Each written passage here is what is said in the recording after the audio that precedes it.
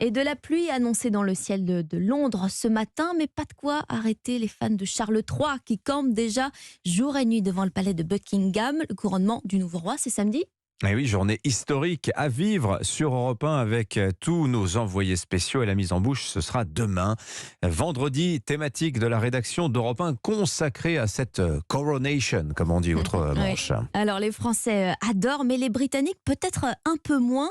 Les 2 tiers ne s'intéresseraient pas à la cérémonie d'après un sondage YouGov. Il faut dire que Charles III souffre de la comparaison avec sa mère Elisabeth II.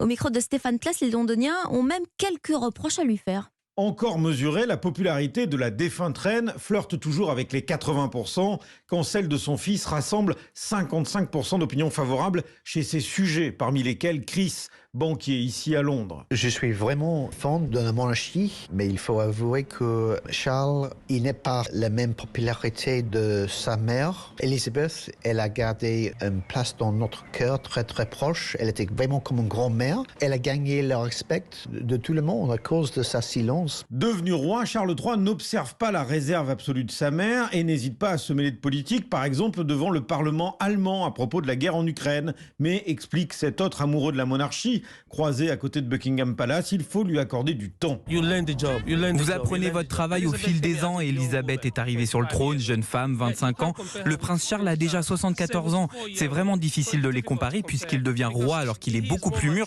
Il est déjà grand-père. Contrairement à sa mère et à 2 jours de son couronnement, Charles III n'a pas encore gagné l'amour de son peuple. Londres, Stéphane Place, Europe 1.